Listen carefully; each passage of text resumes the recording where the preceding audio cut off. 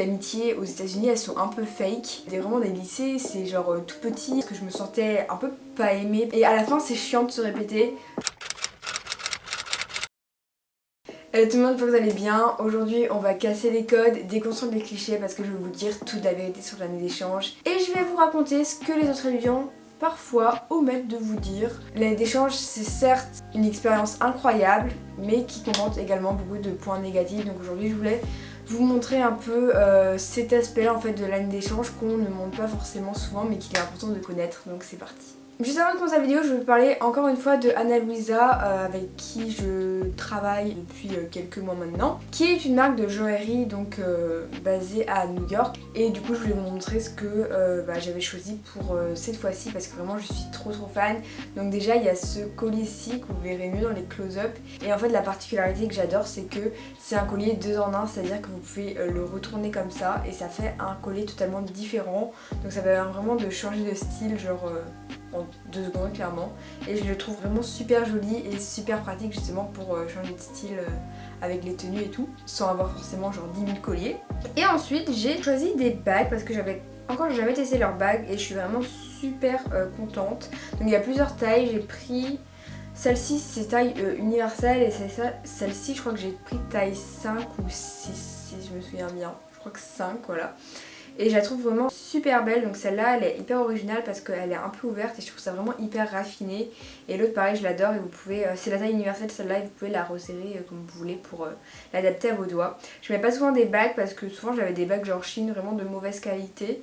Mais celle-là je pense que je vais les mettre plus souvent parce que déjà j'aurais pas les enlever tout le temps quand genre je me lave les mains ou que je prends ma douche. Donc ça c'est vraiment super sympa. Donc encore une fois je vous conseille d'aller checker sur le site pour voir un peu ce qu'ils ont à proposer. J'ai vu qu'il y avait une nouvelle collection qui est sortie il y a pas longtemps. J'ai pas de code promo pour cette fois-ci mais sur le site ils proposent une super promo qui est un bijou acheté le second à 60%. Donc voilà, ça permet de faire quand même pas mal d'économies si vous achetez genre plusieurs bijoux. Donc voilà, je vous conseille d'aller checker ça et le lien dans ma bio. Donc c'est parti, on passe à la vérité sur l'année d'échange. D'une part je voulais parler du placement parce que souvent l'année d'échange on se l'idéalise dans sa tête, c'est-à-dire que on pense que ça va être comme ce qu'on voit sur TikTok et sur YouTube, c'est-à-dire les grands lycées avec tous les sports, avec les cheerleaders, avec tous les restaurants, tous les fast-food, dans un état super, dans une grande ville où vous allez vraiment faire les magasins, aller dans des restos et tout. Faut savoir qu'on ne choisit pas l'état dans lequel on est placé, donc vous pouvez aussi bien tomber dans une grande ville et dans un coin super sympa que dans la campagne paumée de Missouri ou je ne sais où. Donc vraiment ça c'est quelque chose à se mettre en tête, c'est que autant l'expérience elle peut être comme vous l'avez imaginé, autant elle peut être complètement différente. C'est pour ça qu'il ne faut pas s'idéaliser quelque chose dans sa tête, s'imaginer quelque chose au risque d'être extrêmement déçu. C'est-à-dire que vous pouvez également avoir une très bonne expérience dans la campagne mais pas être déçu parce que vous êtes tombé dans la campagne. Vraiment des lycées c'est genre tout petit avec 100, 200 élèves, hein. C'est pas forcément genre 4000 comme moi, comme dans le mien. Et du coup forcément c'est une expérience qui reste hyper chouette mais qui va être complètement différente de l'expérience que vous aurez dans une grande ville et dans un grand lycée. Ensuite, tout comme on ne choisit pas son état, on ne choisit pas non plus sa famille. Et bien que la plupart du temps ça se passe vraiment parfaitement bien avec la famille, il se peut aussi que vous ne vous entendiez pas avec celle-ci, que le feeling ne passe pas ou alors que vraiment vous ne s'entendez pas du tout. Et dans ce cas ça peut vraiment faire de votre année d'échange un enfer, j'ai envie de dire, parce que n'empêche la famille c'est quand même l'endroit et les personnes avec qui vous allez passer le plus de temps en général. Donc vraiment si ça se passe pas bien ça peut vraiment genre gâcher votre année d'échange à tel point que si ça vous arrive vous pouvez être amené à changer de famille parce que vraiment ça ne se passe plus bien du tout. Donc j'en connais, hein, ça arrive, ça se passe, c'est pas la faute de l'organisation, c'est simplement que soit le feeling ne passe pas, soit ces personnes, ces familles d'accueil et ben tout simplement n'étaient pas faites pour accueillir des étudiants d'échange. Donc dans ce cas vous pouvez demander à changer même si ça implique souvent un changement de lycée voire un changement d'état, donc c'est vraiment lourd de conséquences. Ensuite il est également très difficile de s'adapter à une nouvelle culture, notamment aux habitudes de la famille d'accueil. Moi je sais qu'il y avait des habitudes avec lesquelles j'avais du mal et même à la fin j'avais un peu de mal. Bah déjà c'est culturel et c'est aussi en fonction de chaque famille. Je veux dire, je suis même pas sûre qu'en France si j'allais habiter chez genre une de mes amies, et je suis très à l'aise parce que c'est pas du tout les mêmes habitudes que chez moi, vous voyez. Donc après on s'adapte, voilà, mais c'est vrai qu'il y avait des choses très très différentes. Et parfois des habitudes peut-être que vous allez avoir du mal à suivre. Et en fait le truc c'est que c'est vraiment à vous de vous adapter à la famille et pas à la famille d'accueil de s'adapter à vous. Donc par exemple si vous supportez pas la nourriture américaine ou qui mange, par exemple ça peut arriver qu'une famille mange genre très peu de légumes et genre vraiment que des frites, que du poulet, enfin vraiment que des trucs assez gras, et que vous en avez marre, et c'est pas forcément à eux de s'adapter à vous. Vous pouvez leur en parler, mais voilà, c'est quand même à vous de vous adapter à leur habitude. Donc en fonction de la famille ça peut être plus ou moins évident. Donc voilà pour ce qui concerne vraiment les attentes qu'on peut avoir, et on peut être très déçu. Ensuite je voulais vous parler de quelque chose qu'on ne dit pas assez et qui est vraiment quelque chose qui impacte énormément le mental et qui m'a assez impactée psychologiquement quand même. C'est que là-bas les gens sont super gentils, vraiment, c'est des crèmes. Ils vont toujours être à fond, toujours là pour vous aider, vous accueillir et tout. Par contre c'est pas faux que les amitiés aux États-Unis elles sont un peu fake. Et ça m'a beaucoup impacté durant mon année d'échange en fait. Parce que même s'ils sont super sympas avec vous, ils vont pas forcément vous inviter à sortir et tout. Et si en fait vous faites pas de plan, si vous leur proposez pas de sortir, en général si vous leur proposez de sortir ils vont être hyper partants et tout. Mais c'est vrai que si vous faites pas de plan en général ils vont pas forcément vous inviter ou vous proposer de faire des choses. Alors je me rappelle, j'ai quand même parlé de mon expérience un peu personnelle. Je me rappelle que avec certaines personnes vraiment genre j'étais invitée genre à leur anniversaire et tout, enfin on sortait et tout. Mais après par exemple vous pouvez vraiment hyper bien vous entendre avec des gens de votre lycée, genre manger avec eux à midi et tout, vraiment rigoler en classe. Mais par contre à l'extérieur vous n'allez jamais entendre parler de se dire qu'ils vont pas vous envoyer un message, ils vont pas vous demander de faire ci ou de faire ça. Bien s'entendre avec des gens c'est facile. Mais se créer des vraies amitiés où vous allez vraiment passer énormément de temps ensemble, c'est pas simple, vraiment pas simple. C'est vrai qu'on rêve tous de partir aux États-Unis, de trouver sa meilleure amie, sa best friend, son boyfriend, et vraiment de vivre des aventures merveilleuses, de sortir avec eux tous les jours et tout, mais sachez que c'est pas forcément le cas et que pour certaines personnes c'est plus facile que d'autres en fonction de où vous êtes et tout, et des personnes que vous rencontrez, parce que vous pouvez rencontrer plein de personnes. Et il y en a ils sont des amis très facilement, il y en a ils rencontrent leur meilleur ami même, et il y en a d'autres pour qui créer des liens et des amitiés c'est très compliqué pendant les premiers mois et ils peuvent le vivre très mal. Alors pour ma part j'ai eu assez de chance parce que j'ai tout de suite rencontré des personnes hyper sympas avec qui je suis devenue très vite amie. Par contre je me suis souvent sentie avec certaines personnes comme un peu la deuxième ou la troisième on dit, la troisième roue du carrosse, c'est-à-dire qu'il fallait quand même que je fasse des efforts pour genre être invitée à des événements et tout. Donc c'est vrai que ça m'a beaucoup impactée parce que je me sentais un peu pas aimée parfois. Enfin c'est pas pour avoir de la pitié mais c'est un peu vraiment le sentiment que j'avais. Et puis aussi forcément j'étais là-bas pour une durée limitée donc je voulais profiter à fond, et le fait de parfois rester chez moi, ça me mettait vraiment un gros coup au moral parce que je me disais non je devrais être en train de profiter avec mes amis, ouais mais en fait j'ai aucun plan. Et puis des fois quand tu leur demandes de sortir, faut savoir que les choses là-bas se font très spontanément. En plus ils ont des voitures et tout donc c'est super simple, genre juste envoyer un texte et de dire venez on se rejoint au terrain de volleyball, on va se faire un beach volley. Et forcément ils pensaient pas forcément à moi parce que déjà j'avais pas de voiture, que la famille d'accueil ce n'est pas un taxi donc vous pouvez leur demander parfois de vous emmener quelque part. Encore c'est plus facile quand vous êtes en ville. Moi je leur demandais de temps en temps, mais c'est vrai qu'en général j'essaie de me débrouiller pour que mes amis viennent me chercher. S'ils sont déjà à un endroit par hasard par exemple, vous ne pouvez pas les rejoindre. Et donc ça aussi ça aide pas forcément. Après moi mes potes conduisaient donc pour faire des choses c'était un peu plus simple j'ai envie de dire. Mais ouais c'est vrai que parfois c'était très pesant.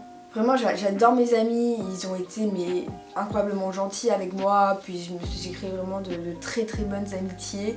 Même si parfois j'avais vraiment un peu l'impression d'être mise à l'écart, mais ce qui est normal parce que je suis la nouvelle et que eux forcément ils se connaissent depuis longtemps, vous voyez. Voilà, mais c'est vrai que ça m'a vraiment impactée dans le sens où des fois je me sentais très seule, surtout que j'avais pas... C'est ça aussi, j'avais pas de frères et sœurs d'accueil, donc je me sentais très très seule. Une autre chose, c'est que vous avez des règles à respecter. Forcément, vous avez les règles de l'organisation qui sont de ne pas boire d'alcool, de consommer de drogue, de fumer, de tomber enceinte, de conduire, enfin bref, les choses classiques. Mais vous avez également les règles de la famille d'accueil à respecter et en fonction des familles, elles peuvent être plus ou moins sévères, c'est-à-dire que aux États-Unis, souvent les jeunes, les étudiants, ils ont un curfew, donc un couvre-feu, c'est-à-dire qu'ils doivent rentrer à une certaine heure, souvent, enfin ça dépend de ton âge, c'est genre 23h, puis après en senior c'est plus genre minuit, parfois 1h. Du coup voilà, c'est vrai qu'ils doivent être rentrés à une certaine heure et moi au début de l'année, ma famille d'accueil m'avait mis un couvre-feu à 11h. Et je me rappelle, j'étais à un anniversaire et ils avaient mis me chercher à 11h et ça m'avait vraiment coupé dans mon truc parce que j'étais vraiment en train de m'amuser. Et genre, tu sais, quand t'arrives à 20h, que tu pars à 11h, ça fait genre 3h, enfin, c'est pas hyper long, voilà. Après, je restais plus longtemps parce que bon, ils avaient compris que j'étais sérieuse et tout et qu'ils pouvaient me laisser, donc en général, je restais jusqu'à la fin de la soirée. Mais c'est vrai que de toute façon, les soirées là-bas, elles se finissent plus vers 1h, 2h à cause justement de ces couvre-feux. Mais c'est vrai que certaines familles peuvent être plus strictes, c'est-à-dire que certaines familles vont vouloir vraiment que vous vous couchiez à une certaine heure, ils vont vraiment vérifier si vous faites vos devoirs. Ils vont pas vouloir, par exemple, que vous sortiez trop loin en fait, genre de votre quartier. Il y en a, ils vont pas vouloir que vous ayez de petits amis. Vraiment, les règles elles sont propres à chaque famille, mais parfois, si c'est pas pareil que la France, enfin que votre famille en France, ça peut être dur de s'adapter parfois. Donc voilà, sachez que souvent les familles elles imposent des limites et des règles à respecter. Quelque chose de vraiment saoulant à la longue, c'est qu'on va toujours vous poser les mêmes questions. Alors d'un côté c'est un point positif parce que vous allez rencontrer pas mal de monde. Parce que forcément ils sont curieux, ils vont venir, vous allez parler à plein de gens. Mais du coup vraiment vous allez toujours avoir les mêmes discussions. C'est-à-dire, oh tu viens d'où en France. Déjà tu dois expliquer d'où tu viens en France. Parce que pour expliquer où c'est la Bretagne, sachant qu'ils ne connaissent pour la plupart, parce qu'il y a des exceptions que Paris, c'est un peu compliqué. Après ils vont demander pourquoi tu as décidé de venir là, où est-ce que tu vis dans une famille d'accueil, est-ce qu'ils sont gentils, est-ce que tu as des frères et sœurs d'accueil, qu'est-ce que tu aimes le plus en France, qu'est-ce qui te manque, qu'est-ce que tu préfères aux États-Unis, quelle est la chose la plus différente, c'est toujours la même question. Je vous conseille de préparer des petites phrases faites à l'avance parce que à la question qu'est-ce que vous préférez le plus aux États-Unis ou qu'est-ce qui vous manque le plus en France, je finissais toujours par répondre que j'aimais la nourriture aux États-Unis et que la baguette me manquait. C'était vraiment les deux phrases que je disais tout le temps parce que je ne savais absolument pas quoi dire. Donc voilà, préparez des petites phrases avant pour pas être prise au dépourvu. De toute façon après ce sera toujours les mêmes questions et à la fin c'est chiant de se répéter. Parce que des fois en fait vous aimeriez juste, pas forcément être considérée comme une américaine parce que vous n'êtes pas américaine, mais se détacher un peu de cette image de la Frenchie, de la française, que vous allez vraiment avoir tout le long de votre échange. Vous allez toujours être la française, la petite française étudiante d'échange. T'aimerais juste avoir des discussions normales d'entre potes, genre de parler vraiment de tout et de rien, et pas forcément que ça tourne toujours autour de la France et de ton échange. Ensuite, on va parler de quelque chose qui est la déprime des fêtes. Vous avez sans doute entendu parler du homesick quand vous avez le mal du pays. Ce qui peut arriver à différents moments. Il y en a, je sais qu'ils l'ont vraiment dès le début, pendant les 2 premiers mois. Il y en a, ça arrive plus tard. C'est rare que ça arrive pas du tout quand même. C'est vraiment rare que ça arrive pas du tout. Et en fait, moi, c'est arrivé après Noël. Enfin, à Noël en fait. Genre clairement le jour de Noël jusqu'à, je dirais, fin février. Où j'ai eu un gros homesick, c'est-à-dire que votre famille va vous manquer énormément, vos amis vont énormément vous manquer, vous allez vous allez vraiment ne plus en pouvoir des habitudes américaines, vous allez vouloir juste retrouver votre routine en France, vraiment du mal avec les États-Unis, vous allez sans cesse comparer les choses en France et aux États-Unis, comme quoi en France c'est mieux et tout, enfin vraiment c'est normal, mais c'est vrai que c'est une période assez triste où vous allez avoir envie de rentrer en France, ou du moins vraiment la France va vous manquer et vous allez être triste, parfois vous demander si vous avez fait la bonne décision de venir ici, si ça valait le coup, avoir hâte de rentrer, etc. Bon, cette période ne dure pas, rassurez-vous.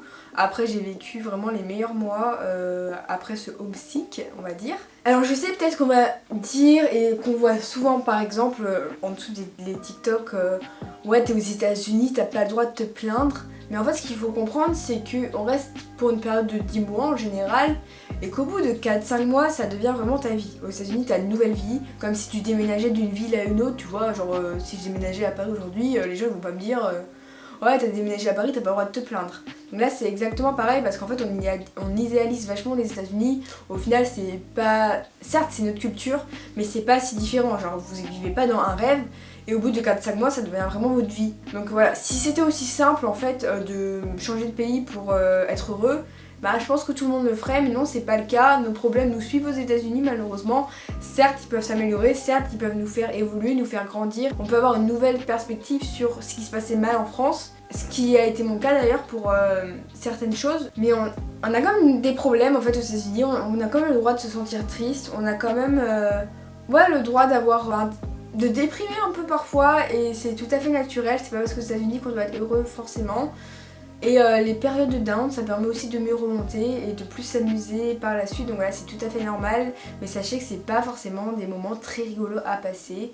J'y croyais pas au début que ça allait arriver. Je pensais vraiment que ça allait bien se passer. Surtout qu'au début, moi, ça se passait super bien. Et puis au final, le homesick, il m'a mis 3 baffes dans la gueule. Et puis voilà.